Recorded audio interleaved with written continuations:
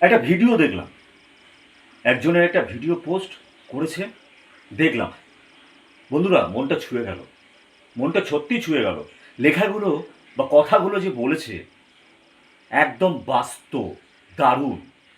Bancho de bang, bancho de bang, bancho jabang, bada.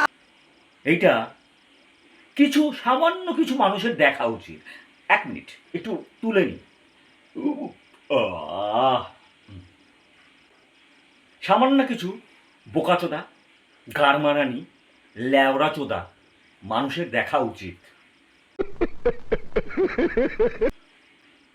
একটু দেখুন, ৩টে যে বানিয়ে দিলাম, ওই ধরনের কিছু মানুষ যারা আছেন, তারা দেখুন এই ভিডিওটা।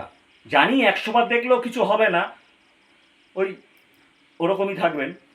তো আপনাদের দেখা উচিত, একটু দেখুন। আপনার সম্পর্কে গুজব তারাই রটায় যারা নিজের জীবনে খুব ফ্রাস্ট্রেটেড। মাথায় রাখবেন, সুখী মানুষরা কখনো কাউকে নিয়ে গুজব রটায় না, অসুখী মানুষরাই গুজব রটায়। গুজব কারা রটায় বলুন তো? যাদের জীবনে কোনো কাজ নেই, যারা সারা দিন ফ্রি বসে থাকে। বলে না, শূন্য মস্তিষ্ক শয়তানের বাসা। এক্স্যাক্টলি তাই। আপনি সারাদিন যদি কোনো কাজের মধ্যে ইনভলভ থাকেন, আপনি সারাদিন যদি কোনো পেশার মধ্যে থাকেন, তাহলে খুব স্বাভাবিকভাবেই অন্যের জীবনে কি চলছে সেটা নিয়ে আপনার চর্চা করার মতন অত সময় থাকবে না। আপনি অন্যকে নিয়ে চর্চা তখনই করতে পারবেন যখন আপনি অনেকটা ফ্রি টাইমে থাকবেন। সেই সময় আপনার ভাবার মতন অনেক কিছু থাকবে। আর আমার মনে হয় অন্যের জীবন নিয়ে ভাবার থেকে বেশি এন্টারটেনিং খুব একটা বেশি কিছু নেই। অন্যকে নিয়ে একটু কমেন্ট পাস করতে পারলে অধিকাংশ মানুষের মনেই বেশ একটা আনন্দ উৎফুল্লের জন্ম হয়, এবং সেই কমেন্টটা পাস করে তারা হিহি করে হেসে বলে, ওয়া ওয়া ওয়া, দেখো কি না কি বলে দিলাম। আসলে ব্যাপারটা হচ্ছে এটাই যে যারা ফ্রাস্ট্রেটেড না, তারাই আপনাকে নিয়ে গুজব রটায়।